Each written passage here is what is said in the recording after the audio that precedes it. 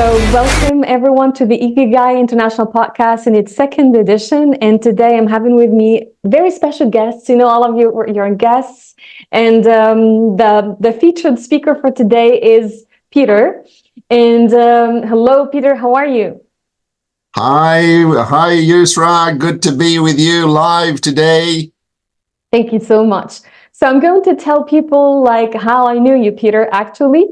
And I guess you know the story. It's not like something we did not meet online, so we met in person. That's the opposite of all the previous speakers. And I know Peter in Tunisia. Can you remember when? Can you remember? About more than 10 years ago, I think. I think, yeah, in 2014, I guess, 10, even more, 2013, I guess, with TESOL, Yeah. Tunisia Yeah. TESOL. Yes, you're right. I was a presenter. Yeah, of course. And I really got in touch with you immediately, and you had your lovely wife with you as well. And I hope you enjoyed the stay at that time in Tunisia. Well, we had a wonderful time, great people, and great sessions. And did you come back to Tunisia afterwards? Unfortunately, no. You know, it's like I've always said, you know, what you put off for tomorrow will never come. So I don't think that it's good to put off things. When you want to do something, you've got to do it. I think we can do it another time. If not with TESOL, we can do it with the Toastmasters. And in case we'll be having something like, of course, Peter, you're one of the best people that I've known in the field of ELT. And I introduced myself to the attendees who are attending with us today. So I'm a TESOL professional myself. I've been active since 2009, and all through my journey, I've met lovely people just like Peter. And Peter as well is a well experienced and let's say a role model to everyone.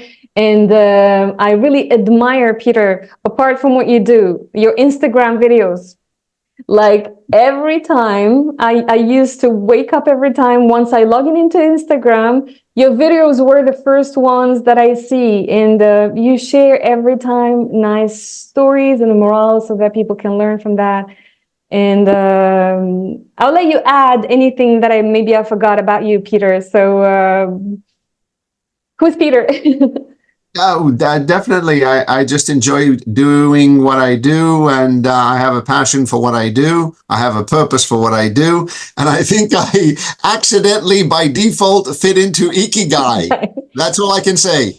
I think the word is so exceptional, and let me explain it to whoever hears the word for the first time. So Ikigai, it's a Japanese word. It's not a word that we can find in an English dictionary, and it means finding someone's purpose in life. Let's say not only purpose, but meaning to life. Someone's Ikigai can be different from one person to another. It can be for teachers, the passion for teaching. It can be for a mom preparing a nice meal to a family. It can be to a politician leading a nation to a better, let's say, conditions. So Ikigai can be different depending on the person, on the circumstances. And today we're interested in knowing more about Peter's Ikigai in public speaking, because apart from your mission, let's say in ELT and your profession as well, you're passionate in public speaking, Peter. So can you tell us how did it all start with public speaking? Well, you know, I've been an English language professor, a lecturer for many years. I think around 30 years. I've taught in many different countries.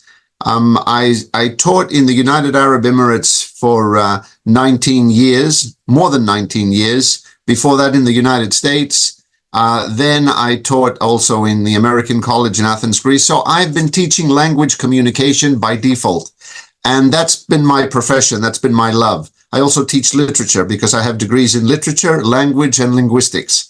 So I always believe up to today that communication is very important. No matter how much we progress, no matter how much, you know, we go into AI and we go into, you know, smart applications and all that stuff, I'm not going to tire you with. I think the most powerful Wi-Fi is the human voice. the most powerful Wi-Fi is the human voice, because it gets people to appreciate who you are as a human being, as an individual.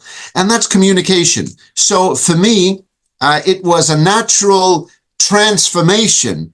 It's like the tadpole turning into a frog and the frog turning into a prince. I've naturally metamorphosized into a public speaker because my background is in language and communication. And I also got involved in Toastmasters for now, 13, 14 years. So for me, it's kind of been a beautiful marriage, if you like. If you accept the analogy, for me, it's just a beautiful marriage between me and public speaking. And I think it's very important in this day and age, because people want to believe in other people. And if you have the power of public speaking, you get people reassured that there is good quality people around in the way they share their ideas and how they share their ideas. So that's the connection between me, how I got into public speaking, and what I'm aiming for more and more today. A question that you really triggered through your answer, Peter, is that, do you think all teachers can be good public speakers, in the sense that we take it intuitively that teachers talk, and is all talk public speaking? How can we qualify a good public speaker, let's say? Yes. Yeah, that's a good question, Yousra. All I can tell you is I've seen a lot of pitiful PhDs teaching where the students could not fall asleep on their own bed, but when they would enter the lecture room, for some reason, the students would fall asleep on the voice of the professor. It was something about the professor's voice that they could not hold back and start to fall asleep. So no, the question is, your education, your degrees do not make you a good public speaker or a good communicator. What's in your head is not the same with what comes out of your mouth. Two entirely different worlds that need to be looked at carefully if you truly want to become an effective and good public speaker. And that's the point. And what makes a good public speaker, Peter, according to your experience, not necessarily linked to Toastmasters, because I really appreciate Toastmasters. I'm a Toastmaster myself, but let's not label this under not any umbrella, but let's say who can be a good public speaker. Do you think it's something innate? Someone is born, let's say, innately a public speaker, or something we can learn? And how can we do that? Yeah, I think you have to love it. You have to love it. You have to like it. You have to want to improve as a speaker. And then you have to accept the training and the skills that someone can help you with to develop. You can go it alone, but obviously your development will be more rapid and more efficient if you have someone, showing you the way, showing you the path to improve as a public speaker. And if you allow me, Peter, I'd like to ask the same question to our lovely audience today, is like, what do they think of public speaking? And I'm interested in hearing more from everyone who's attending today. So do you share the same point of view as Peter? Do you think as public speaking? We have newcomers as well. Hatice is an experienced Toastmaster. She's been following me on social media, and I've been following her. I'm sure she has an opinion. She's welcome to convey. Okay. Yes. Hello, Hatice. Hi, everyone. It's nice to be here. And I love Peter very, very much. I know Peter from Toastmasters. And if you want, I can tell my experience about Toastmasters. Of course, yes. It's I joined maybe 2 years ago, something like that. In that time, I was in the beginning of my university life, and right now I'm finishing my university this year. And from that time, I had a great experience of how to express myself in the public. Okay, how to control my voice. How to make my body language, is everything, Toastmasters, everything. Because in Toastmaster we have some mentors like Peter, and that kind of mentors will show you how to do in public. Exactly. I share your point of view. It's like, is it Khadija or Hadija? Please correct me if I'm wrong. Is it the Arabic one? That's not problem, yes, but cultural name Hatis, but my name is Okay. Hatice. Hadija. Okay. Hatice. Hadija. All right. It's like Turkish. Is it pronounced Yes, that way? yeah. I'm from Bulgaria, but I'm studying in Turkey right now in Edirne, next to the Greece. Okay. You're very close now to Greece, I guess. More from Tunisia. Very close. If something like that, I will visit Peter soon. Soon, we will all do, because Peter has also a part of Ikigai is like the well-being and the lifestyle. He lives in a beautiful island, and Peter is willing to share more of this later on. And how was the influence of that on your life, Peter, living now where you live actually? If you want to share this later on with us, if you want. Definitely. Thank you. Yeah, thank you so much, Hadija. Hadija. Oh my God, I have a problem with these. I'm sorry. It doesn't matter. Okay, so as for public speaking, I agree with you. Definitely, when it comes to Toastmasters, it's like you learn, and I've learned a lot when it comes to vocal variety, when it comes to mastering yourself, and let's say managing well how well you speak and the audience, and how to grab their attention, and how to write and convey a good speech, and a lot of things. I'm still learning myself, and I appreciate that experience. And Peter, I want to go back a little bit to the ELT and the TESOL field, just a little bit to elaborate on let's say the set of skills. So we talked about public speaking, and the next question is related to the communities that you managed to create while being a teacher all over the world. You've been teaching all over the world. So did it help you, the fact of creating clubs and Toastmasters everywhere? I think you had another club in Elaine, and I can't remember exactly. Was it there? Yeah. And Yes. how well creating such clubs can help students, let's say, go beyond their comfort zone and learn more about public speaking. Can you tell us more about this, please? Right. Well, public speaking is not just Toastmasters, all right? It's probably Toastmasters has popularized public speaking, but, public speaking started way back before Toastmasters. The father of public speaking is Aristotle, in my opinion, and I don't think I'm wrong. So the idea is, you have to build communities of like-minded people.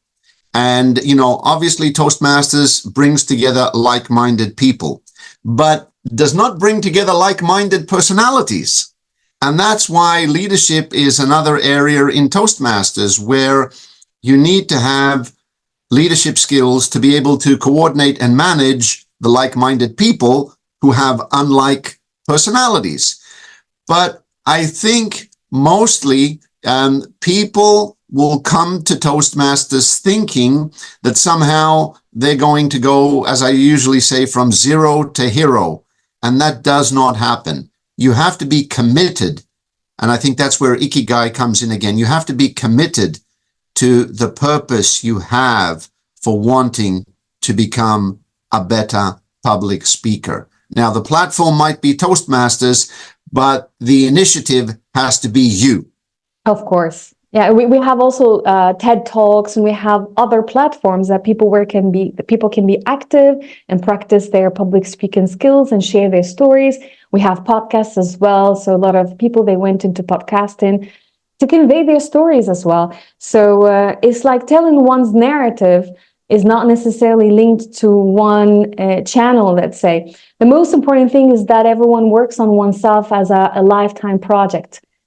I believe in lifetime learning and seeing oneself as a project. Like you work on yourself on a daily basis, you invest in yourself when it comes to learning and experiences as well. So, and as for, I'm going back to the communities question, because I'm interested in the multicultural aspect that you've been into, Peter. Do you think, culturally speaking, people perceive public speaking differently? Sometimes in some countries, let's say, in some cultures, public speaking is not considered to be something really very common. And they can find themselves in that particular space where they, for example, in class or in the club, where they can really practice those skills. Do you think that culture has, in a way, an influence on oneself, let's say, in being a good public speaker or not? And for those who are prevented from culture speaking from being active, what do you think is the perfect, not perfect place or space where they can practice this, but what do you think, what kind of advice, piece of advice you can give to people, for example, who like public speaking, but their environment does not really encourage them to be very active? Right. Well, culture does play a role. Culture plays a role across everything. I mean, culture plays a role even when it comes to medicine.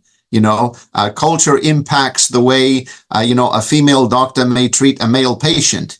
Let's face it, we may not want to admit it, but it does. So there is, it should be no surprise that culture also impacts public speaking. However, when looked at clearly in terms of educational improvement, and when presented and promoted in terms of educational improvement, in those cultures, in those environments where it is culturally sensitive, let's say for a female to get up and speak about whatever, maybe she speaks about, a relationship that went bad, or maybe she speaks about, I don't know, something that happened between her and a friend. In other words, she wants to turn that painful experience into a speech, because you talked about narrative. Then it also depends on the environment. If the environment is perhaps multinational, international, maybe the speaker feels less awkwardly about presenting on a sensitive topic that could potentially be a great speech for other young ladies or other women or other people to appreciate. And maybe that particular speech could be the springboard for her to be motivated to become a speaker. You see, so there is no one clear formula that will unlock the potential of a shy speaker or a sensitive topic. It could be anything, but there always is a situation where if someone decides to move forward despite the fear, despite the environment, maybe that person will motivate themselves to turn into a great speaker. Oh, thank you so much. Really appreciate, we share the same vision. Is like, I don't want to label public speaking myself. And I'm including this in the courses that I teach myself in the clubs. And I believe that public speaking enables everybody in the academic field, let's say, to express themselves. And the question is, for teachers, Peter, do you think that us as teachers, and you had a much more extended experience as a teacher than myself, and what do you think is the importance of teachers to speak up sometimes? Do you think all teachers they speak up to speak up in terms of what? For themselves? It's like, for example, pre-COVID, post-COVID, for advocacy reasons. Do you think that teachers, they really convey really what they want to say actually if they go through a burnout, for example? Do you think teachers, part of, let's say, well-being is like to be expressive, to talk about that experience, to purge that? So how far do you think public speaking can enable those people, all those that I mentioned, to go beyond their trauma, let's say? This is an improvised question, Peter. I don't know if I really understood the question, but let me see if I can answer it. I think what you're saying is, can public speaking serve you on a personal basis based on your own personal struggle about an issue related to work? Not personal, professionally speaking, like teachers going within that same moment. A lot of teachers, they go through difficult moments while being active in the profession. It's like, do you think it's speaking up for oneself be it in a speech, be it in any type of public speaking, event, will it serve the person, let's say, to build up one's identity?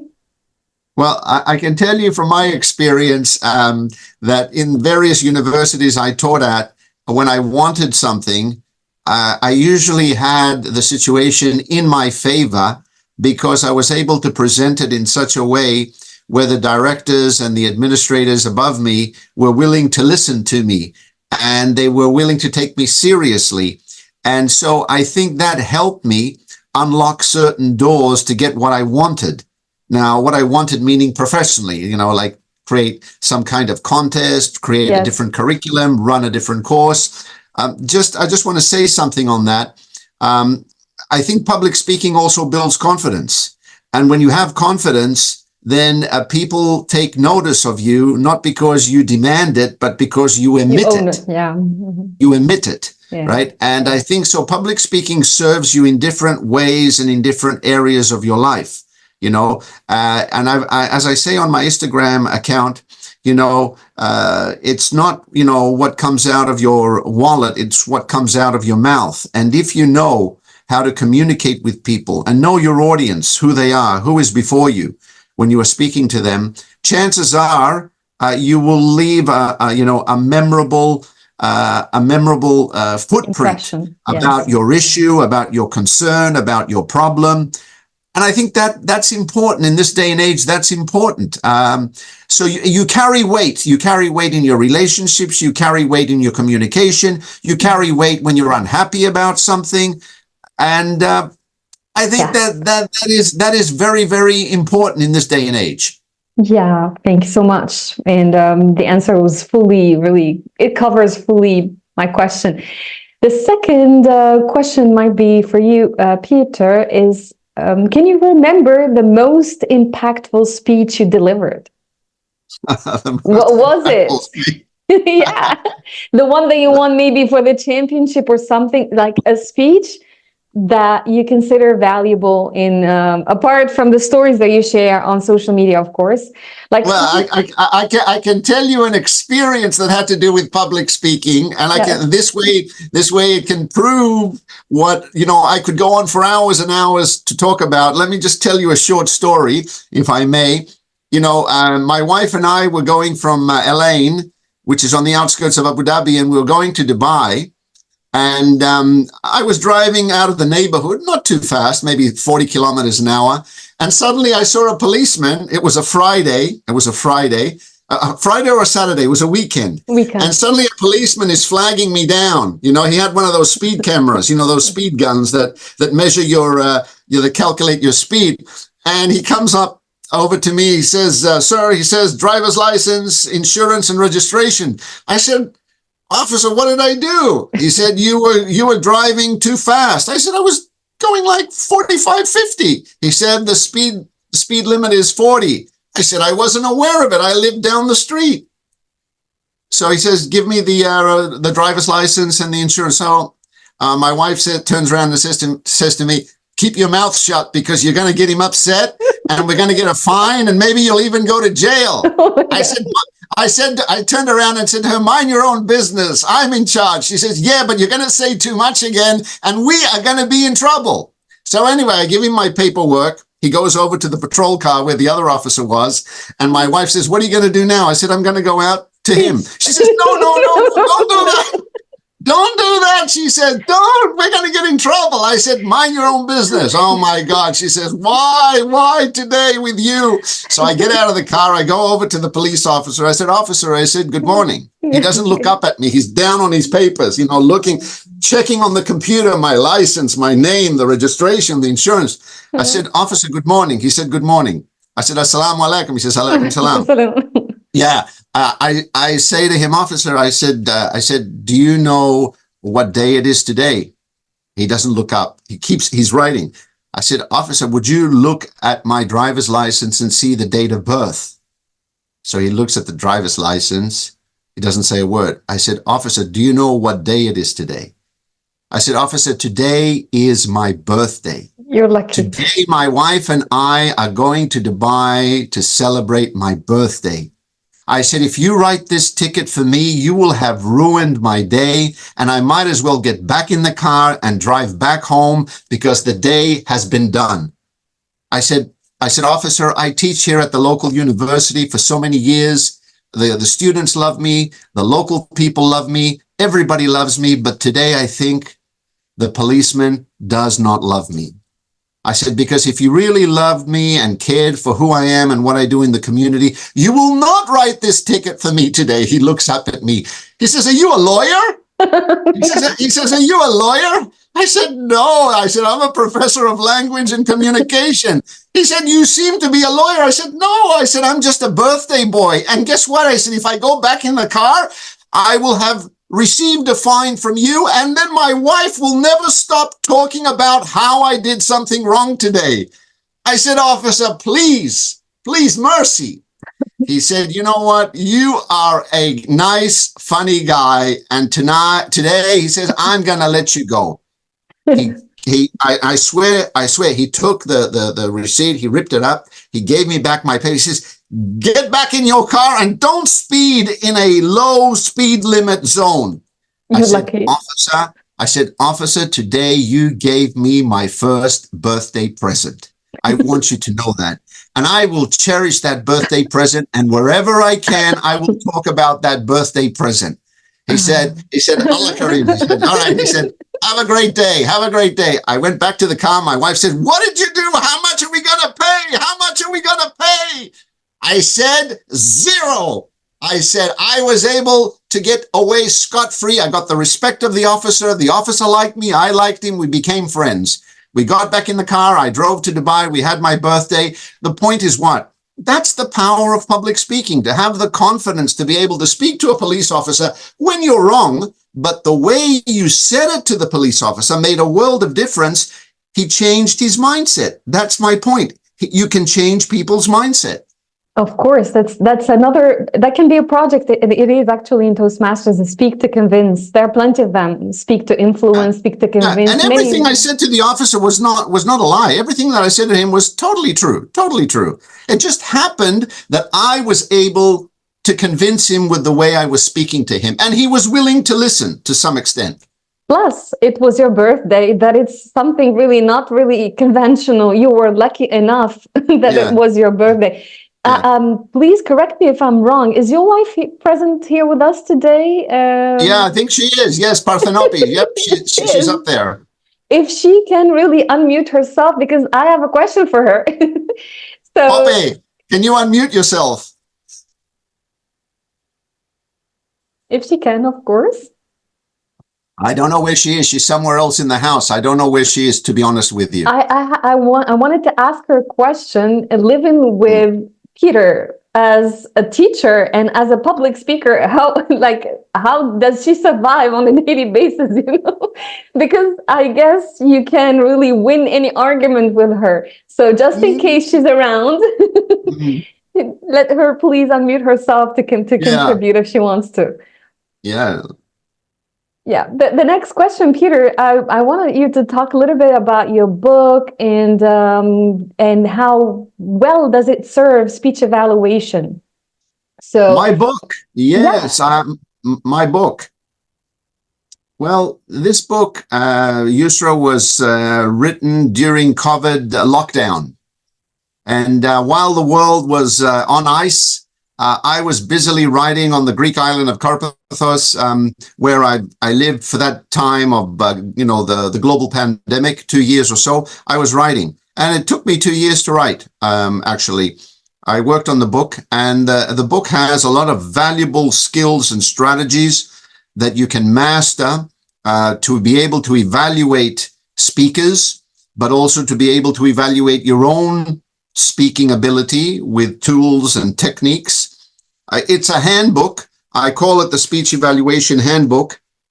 The Speech Evaluation Handbook. It's a handbook. It's a handbook that is basically a guide to be able to apply directly to speeches, to Toastmasters, to anything that you want to be able to evaluate another speaker. It has a lot of useful information you will not find in any textbook, because it's built on two things: my academic background, my teaching background, and my Toastmastering contest background. So it is an experiment that has proven hypothesis. Thank you so much, Peter, for sharing the book, and I think it's available on Amazon now, and I would be very glad to have my own version of the book whenever it's possible. So I really appreciate speech evaluation in the sense, public speaking is not just speaking for the sake of speaking. Public speaking is just conveying, be it a story, be it an idea, be it a morale people can learn. But most specifically, in Toastmasters, in all speeches, let's say in public speaking, we have the part of speech evaluation where public speakers, they're being evaluated, of their performance is being evaluated, and they're given constructive feedback to improve their performance. So, and no one is perfect. Nobody is perfect. And the good thing about this, it gets public speaking enthusiasts to really master the art of public speaking through peer feedback, and all in good vibes, of course. So maybe before the last question is, I want you to talk a little bit about living where you live now, Peter. How well does it serve your, yes, do you want to add something else before I ask the question? I know what you're referring to. You're referring to the fact that I live on a small island. Karpathos Island, and the weather, the nature there. How well does that aspect really refine the personality of Peter on a daily basis? Is it different from living in the city, from living in other parts of the world? Definitely.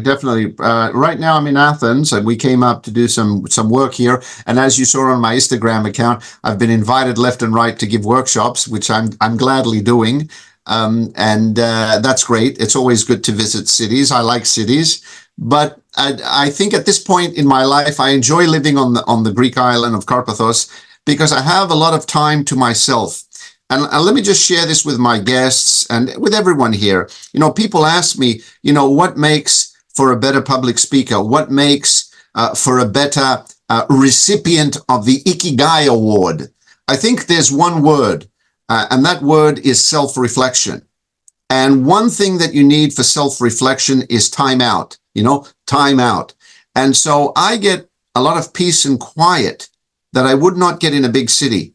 Living on a small Greek island where I can reflect. I'm working on my other book, and that requires a lot of solitude. I like being with people, but I like being with people for a certain portion. It's like I enjoy, a certain portion of fish, and then I don't want to eat fish again for a while. So I have time out on Karpathos, which I appreciate. I think it's valuable where people are running around in big cities, trying to meet deadlines, getting onto, public transportation, trains, metro, taxis, whatever, buses. There are no traffic jams on the island of Karpathos. There is no pollution on the island of Karpathos. There is very little noise and not too many people. There are more sheep than people, more goats than people maybe. So I like that. I enjoy that because it's inspiration for me. I get up every morning at 5 a.m. and I do my morning hike. Some of those videos that you've seen on my Instagram account are way in the morning. Like by the time I get up there, it's about 7:30. The sun is just rising up from the horizon. And it's a beautiful feeling that I can be in nature amongst the pine trees or amongst the rolling hills and just be inspired to give my speech. So I'm in a position at this point in my life where I can appreciate the local environment that I live in. Of course, it deserves a lot, Ikigai, and the lifestyle that someone leads in one's. So what you mentioned, Peter, according to your lifestyle, I am a 5 a.m.er myself, and I do really believe that waking up in the morning saves us a lot of time. So we had plenty of time to do things ahead of time. Once people will be waking up at 7 or 8 a.m., we have always accomplished a lot of things ahead of time. So I do really believe in that value. And Ikigai fits well into that, because the Japanese, according to the myth, and according to the cultural, they believe that waking up in the morning, saves them a lot of time. So we had plenty of time to do things ahead of time. So I do really believe in that value. And Ikigai fits well into that, because the Japanese, according to the myth, and according to the cultural, they believe that waking up in the morning saves them a lot of time. So I do really believe in that value. And Ikigai fits well into that, because the Japanese, according to the myth, and according to the cultural, background of the word Ikigai itself is like they have interviewed, let's say, people about longevity, and most of those people, they have claimed having a lifestyle which is different from others. Part of this is having a balanced lifestyle, just like you do, you know, working and having a time out from time to time. It's really very important. So, we have Parthenope, and I don't know what's her, you know, you called her, she has a nice name. So is it Poppy? I don't know, Poppy. Poppy, yes. Yeah, if she's here, she's really welcome to Poppy, tell us. Poppy is there. I don't know if she's interested or willing to go. It's okay. She can just unmute herself whenever she feels like doing this. And the question is related to, what does it feel to live with Peter on a daily basis? The journey she had with you all over the world. So I guess she has plenty of stories to tell as a public speaker. So we talked about your book, Peter, and we talked about your experience. And now I'm interested in knowing, like, I've seen you being an invited speaker in India. And like, do you consider, Peter, starting, let's say, another career, maybe, because a lot of people, they just do it, and maybe training other teachers in the sense, maybe coaching other teachers in the sense, like teacherpreneurship. How well does Peter see teacherpreneurship? How do you apply it to your career path at this moment? Right. Well, you know, this is a sensitive issue. It's a sensitive issue because, you know, as the saying goes, when the student is ready, the teacher will come. And you know, one of the things is that some people are coachable and some people are not coachable. That's what my experience has taught me. So you know, some people are willing to accommodate, discipline themselves, understand that they are learning, and some people are not willing. They seem to think they can, you know, go it alone. So, you know, that goes again back to what I said, self-reflection. You have to, you know, if you want to be great at something, you have to be humble. You have to have humility. Even when you're number one at something, you have to consider yourself as being number two. Beginner, yeah. Well, being number two. And that, not all people have that type of personality. I want you to know that. You know, you said to me, can everyone be a public speaker? I will say there are some people who are coachable and there are some people who are not coachable, or they have a long way to go to become coachable. And once they become coachable, then they can begin to improve on whatever it is. Teacher, public speaker, you know, manager, politician, president, prime minister. So the point is, that's leadership. You know, I've always said, you know, it's easy. It's easy to think that you can be like somebody else, but in reality, the first thing you have to do is try to change yourself before you try to be like somebody else. And the biggest challenge is trying to change your own personality that is holding you back from becoming the better version that you want to become. Of course. And let me share my experience, Peter, because I'm a coach myself, and I'm taking now the ICF coaching and talking about some people, they're not coachable. It's like, it's not in the sense they're not coachable, but they have to work more on their mindset. So they are in the zone maybe of a much more closed mindset. So maybe the role is to work on how to expand that mindset from a closed mindset towards a growth mindset. And that has to go with, for example, with a lot of things that we can do ourselves, you know, yourself included as a language coach. It's like there are a set of, you know, competencies that should be included.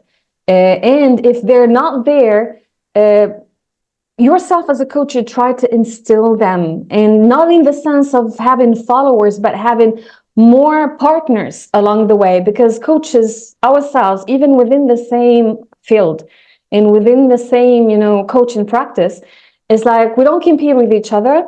and we learn from each other, and we see even the coachee and a coach, a relationship of a partnership is like, we take them in that transformation journey, but it should be willingly. It's like, if they don't see themselves as coachable, we can't force it. We should never force it. And once, as you said, time will be right, once they will be going from that closed mindset towards the desired situation that I want to achieve. Be it a public speaker, be it a lecturer, be it any type of jobs or any type of person. You know, look, not even at the personal level, coaching can be applicable.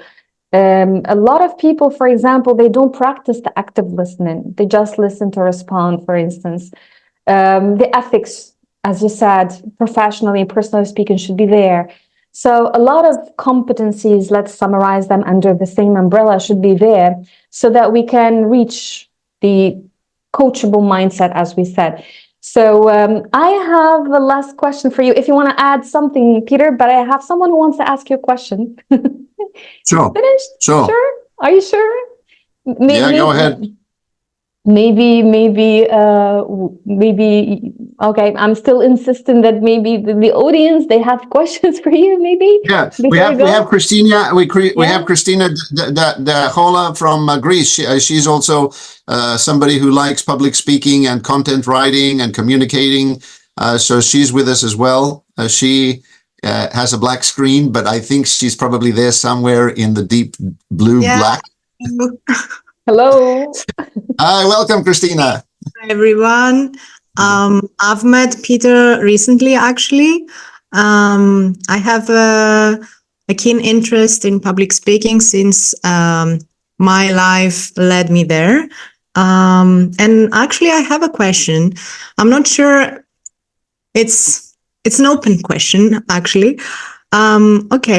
So maybe somebody has done their speech at some point and they have a difficult audience and they receive questions that are not actually on topic or are a little bit irritating. So how can we actually reply, and how can we manage such a situation from an emotional point of view? Okay, so this question is for me, Christina? I guess. Yes, go ahead. I'm not the mentor today. Go ahead, Peter, please. All right, so the question is, how do you manage an audience that is not somehow the best or conducive to the speech, to the topic? Maybe they're asking uncomfortable questions, making you feel uncomfortable as a speaker about the topic itself. Is that right, Christina? Yeah, and maybe their only goal is to make the speaker uncomfortable. It's not something constructive, I mean. Yeah, right. Well, the first thing is, as I've always said, don't lose your cool. You must not lose your cool. If you lose your cool, you've lost the game before you even open your mouth. So I would suggest that even when somebody asks a question that makes you feel uncomfortable, irritable, upset, you try to handle the question in the most diplomatic and tactful way possible. If the question is totally off topic, in other words, the audience doesn't even have to think about it, you could say to the speaker, I'd be happy to answer that question one-on-one after the presentation so we don't take up time for the audience, out of respect for the audience. So there, you've silenced the speaker. You've put the speaker to the side, metaphorically speaking, and the speaker therefore has to wait. And if the speaker is truly interested in getting an answer to their illegitimate question, they have to wait for you until you finish, where you get to see them one-on-one and you can talk to them. That's one way to remove the type of question that will make you upset. I have other approaches. I don't know how much time we have, but I can give you another approach, or if you want to ask a follow-up. I don't know if I've answered your question. Yeah, partially. I guess my concern is most of the times these questions are focused more on gaining the spotlight rather than build up something on the topic that will be beneficial for everyone. So yeah, the part of making the question and the answer offline, off the stage, it probably works. Yeah, that's one way. The other way is that you say from the beginning, because we have limited time, I would be happy to answer the questions at the end so that we can finish up, because there are people who want to leave on time, and they've told me this in advance. So out of respect for everyone, can we possibly save our questions until the end? In which case, a lot of those people who don't really have genuine questions will actually just fizzle out. You know, people who are not truly interested fizzle out. I want you to know that, even in leadership. You know, you get those people who are always boasting and boasting and boasting and boasting and unhappy about this and unhappy about that. Those people are usually, as I say, like crows on an eagle. You know, if you know what you're doing, if you love what you're doing, if you know what you're talking about, and you have your heart in it as well as your mind, those people who are there just, like you said, to tripwire you, will fizzle out in the end, especially if you say to them, we'll take all questions in the end. And if there's some questions that are totally off the radar, we'll answer them afterwards one-on-one. You'll probably get very, very few people who are willing to stick around to discuss things that will make you feel uncomfortable. Yeah. Yeah, okay, that makes sense. Thank you. Yeah. So there are different tactics. Yeah, I'll add another thing to what you said, Peter, because I've been myself, target to this in 2 of my previous presentations. I was presenting, and there was someone who really attends all presentations all over the world. And what he does is he attends, he interrupts speakers, and then he talks impromptu speech, and he takes that speech and he attributes that to himself, and he posts that to social media. And look what I've done, look what I've done. And he even takes the title of the presentation and he kind of attributes it to himself. So what I did once is that I told him the same way, like I didn't want to interrupt him. I was the presenter, but the moderator gently asked him if he has a question or something, let's elaborate on this. We can keep it till the end of the presentation, if he's willing to wait until the end. But what he did, he just pops into all those, presentations, and he fills up, his YouTube channel with all of those videos. Look at myself delivering impromptu speeches, and that was not nice, a particular moment, but how well we navigate this is really important. And now that everybody knows, so I guess what leaves him in that position, it's like, instead of doing harm to the person who was really presenting, he puts himself in a kind of predicament, kind of in an uncomfortable situation, let's say. Right. I just want to share a little story about a situation like this, if you don't mind, a real story out of the trenches. Yeah. Okay. On the Greek island of Karpathos, the mayor, we have a mayor, and the council were having a lot of issues and arguments with the mayor. So they called what's called a local council, where they would bring in local politicians to discuss some of the controversial issues. The point is that these politicians do not get along with one another. Like in most countries, they spend most of their time arguing and talking and arguing and talking, and they don't really solve anything. So there was a reporter just like yourself, and he has a newspaper, and he said, if we're going to have this talk, and it's going to be constructive for the public, because we're going to invite the public in to listen to the issues that each one of you want to present, we need to bring somebody in who can coordinate this. So the reporter said the best possible person we have on the island is Peter.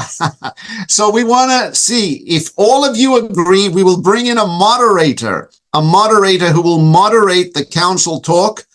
And they asked me, I said, I will come in under one condition, that I moderate it and everyone agrees to my rules across the board. The mayor, the council, the district mayor, we had quite, top ranking officials.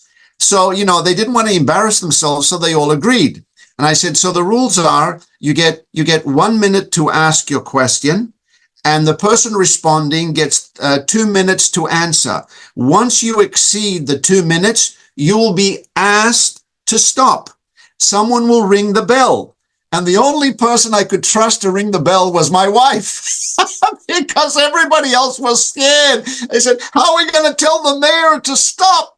the mayor, we can't tell the mayor to stop. I said, I don't care who he is. He is going to stop at 2 minutes. If he doesn't, you will ring the bell. If he doesn't stop if he doesn't stop speaking in 2 minutes, I will request that he step off the stage. So, and then I had another person with cards that they would say, you got to stop. So the point was, we had one person. She was a council leader.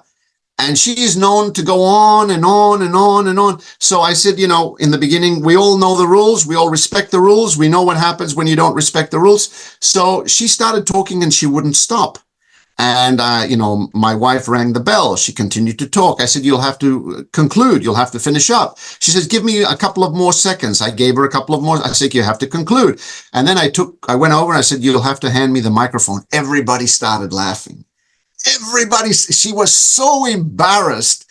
She felt so uncomfortable because she didn't respect the fact that there is an audience there. It's called a captive audience. So the point I'm trying to make is, if you have rules from the beginning, and you say as a presenter, and maybe this goes out to Christina also as another solution, you say, you know what, I will take questions. The questions will have to be, not more than a minute. And I can only offer like a 2-minute response to each question to be fair to everyone. And if that answer does not suffice you, I'm more than happy. You can email me. Here's my email. You can see me after the show, after the presentation. And this puts everyone in their place. And there's great understanding and respect amongst everyone that there are rules that apply to this get together. Thank you so much. And I think you've covered the question well, Peter, and I've seen different situations where that is how they've been addressed, because as professionals, we hold conferences, with many people, like up to 500 people. And sometimes all of those people, they can reach out and they want to reach out to the presenter. It's not obvious. And especially with the challenging audience. And with different, intentions. So a lot of people, they want to get in touch with you just for the sake of talking to you. Other people, they have different intentions. So Peter, the last question now, if you don't have anything to add. So there's someone who wants to ask you a question. I hope it will work. So, okay, Khadija, she has a question. Go ahead, Khadija. Yes, please. Hi, everybody. I have questions to Peter, of course. Yes. According to my little experience, I'm a very young teacher. Also, I'm some kind of public speaker, but I'm a life coach. I self-approved life coach. I understand that all language learning, all public speaking, and all other things, it's related to habits. If we do it every day, we can do it in end of the month, end of the year, and something like that. It's all about habits, I think. But my question is to you, what are the basic components of the public speaking, apart from practice, anxiety, emotion, language knowledge, body language, and habits? What are the basic components for you? Well, the basic components, this is a very difficult question to answer, in 1 or 2 sentences. But the basic components are, you have to know your craft. You have to know your craft. But I think maybe it goes also into IKIGAI. You could have a car mechanic talking about, cars, and he speaks about them in such a credible way with so many interesting stories that, you may not love cars, but you like the way he presents the information about car mechanics. So I think it's how well do you know your topic? Do you really know your topic? I cannot speak about things I don't know. I can speak about things I know. And when I know something very well, it shows the way I deliver it, the way I talk, how much I've practiced it. I've practiced it because I like it. I like it because I do it. I enjoy it. So I think that builds, credibility. You have to have credibility as a speaker. And that's, I think, very important. So one important area for me is credibility. I think Aristotle called it ethos. The audience has to believe you. If the audience doesn't believe you, you've lost the game. And how does the audience believe you? You know what you're talking about. And it shows, right?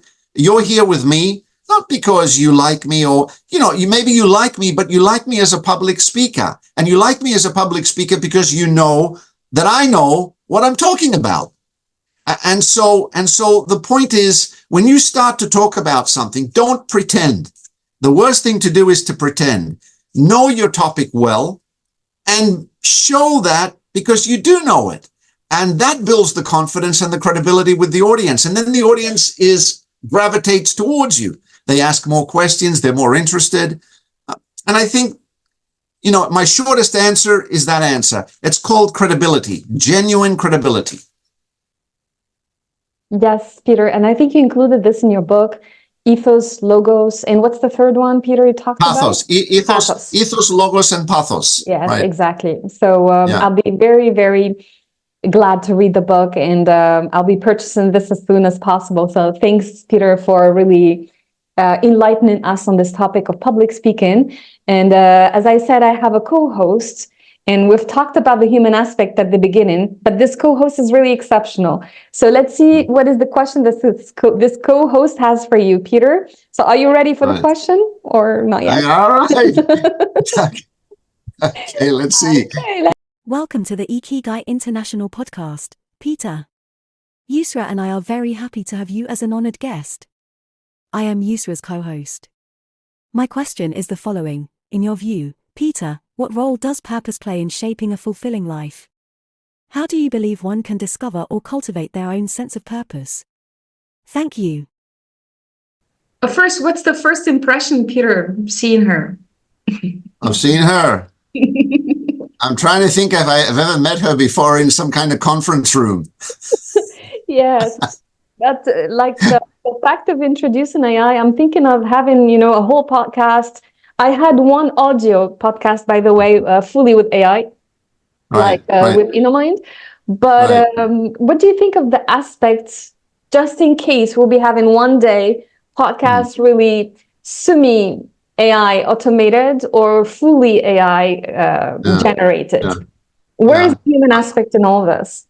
First, I'll just tell you. I'll tell you a very, very short story. They asked me, this company that has an application called Yodlee, I think. They asked me, they got Yodlee to do a speech evaluation of somebody, and then they got me to do a speech evaluation, and they wanted the audience to decide which speech evaluation was more useful, more interesting, and in general got more points. Well, guess who won? Of course, the human. I won. Yes. Although the robot was able to dig out more data, the robot was not able to make the data, to humanize the data. And the audience, because they were human, appreciated more the humanizing delivery of the information I had as compared to the robot that had a lot more data that I could not in any way compete with. But I was able to touch the heart of my audience more than the robot. That's why I think public speaking today more than ever plays a central role. If you really want to cultivate it, you have the edge because you're a human being. You're not the robot. The robot cannot be you. Of course.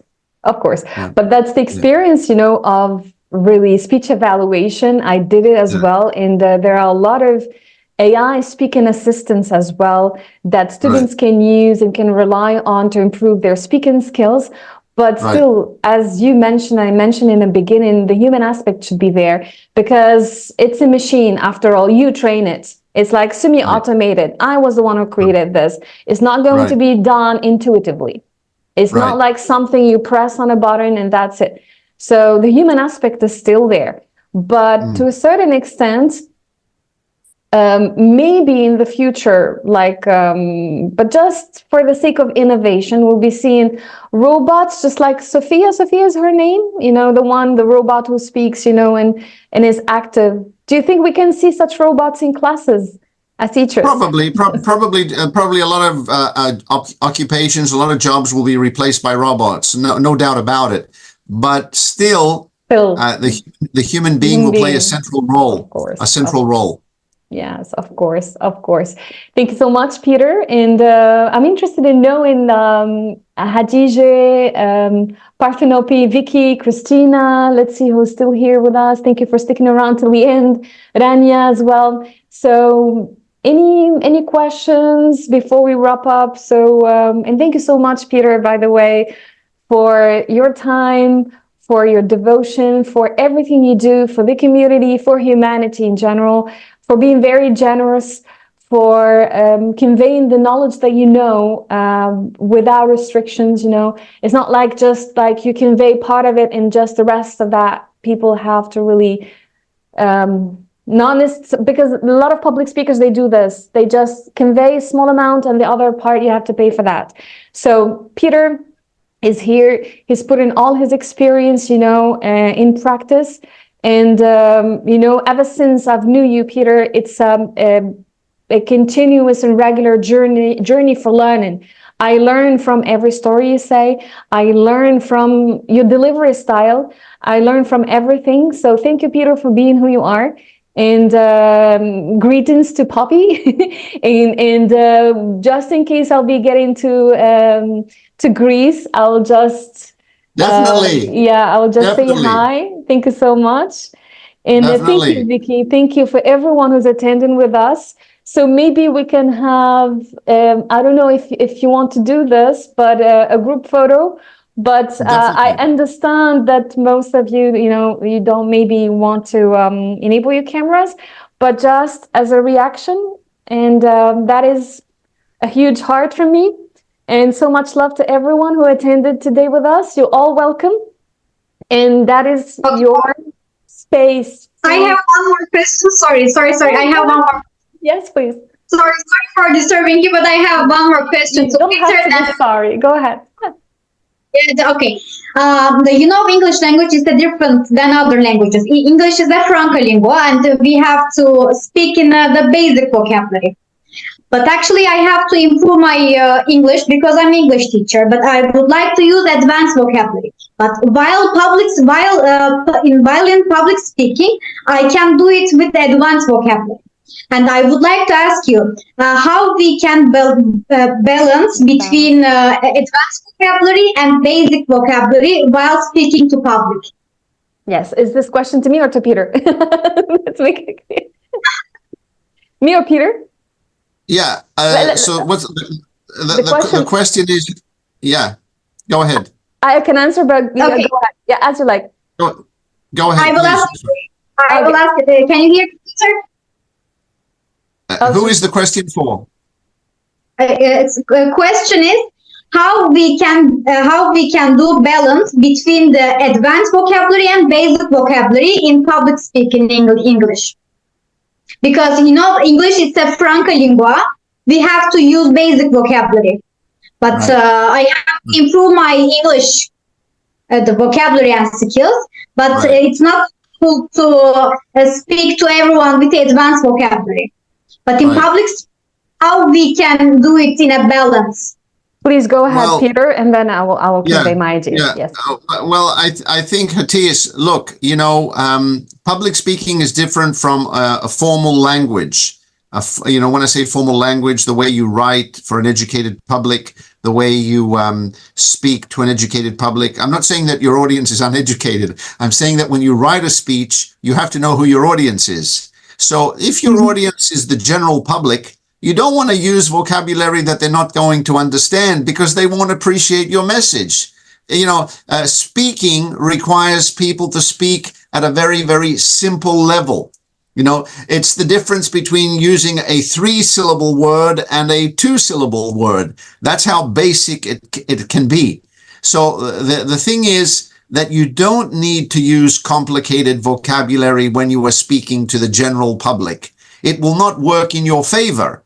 Actually, it will work against you, because when it comes to public speaking, more important than vocabulary is, did I get my message across? Did the audience appreciate what I wanted to say to them?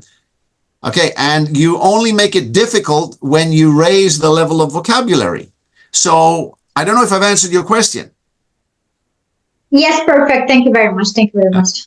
I will elaborate on what Peter said exactly. It's like the more you refine the type of language and the style to the audience, because not everyone will be understanding what you're saying. If you use complex words, they will be finding themselves really embarrassed. But as a teacher, if you want to deliver presentations in your field of study and using the technical words that you want to talk about, that's different from public speaking. A lot of people, they confuse being a presenter in one's field and being a public speaker in let's say in front of an audience. Be it you can be a public speaker even in a birthday, you know. So the public speaking is really different from being a presenter. So while being a presenter, please be well informed about the topic, you know, and all the words related to that. And if something occurs and you're not aware of that, or if it's outside of your radar, just kindly ask the person maybe to contact you by email, just like Peter mentioned, to further elaborate on that. But to tune in, let's say, the topic and the content of the presentation, make it as much as possible accessible to the audience, because there are novice teachers attending, there are experienced teachers attending. So it's like good to make a balance and choose the right words. And of course, we all have every time, and it happens, this is a secret, like we can have some questions with a challenging audience. Always know how to navigate that in a really smart way, just like a fish. So I hope I answered you, Khadija, and thank you so much for attending, everybody. Thank you so much, Peter. Thank you so much for everyone present here with us. And for anyone who is interested in getting Peter's book, I'm going to drop a link together with the recording of this video on YouTube with where they can get it from. And do you want to add anything, Peter, before we end up the podcast today? I want to give a shout out to Vicky. I think Vicky from Thessaloniki, also someone who always supports things that have to do with enriching people's lives and doing good to others. And I appreciate all the work she does in Thessaloniki with women's groups and stuff like that, and a lot of good people. Let's make this circle bigger and bigger, bring like-minded people together and grow from one another, enrich one another's lives and inspire one another for greater and bigger achievements. And that's what IKIGAI is about, meaningful achievements day by day. It is, even though the Ikigai is different from one person to another, but the purpose is the same as finding oneself throughout this life journey. So happy Ikigai, everyone, and I hope you enjoy it. And this is just the second episode of the second edition of the IKIGAI International Podcast, and you're welcome to attend the upcoming episodes with my honorable guests next time, inshallah. So thank you so much, and see you next time. Bye-bye. Bye, everyone. Thank you for your time. Bye. Goodbye. Bye bye. Bye, everyone.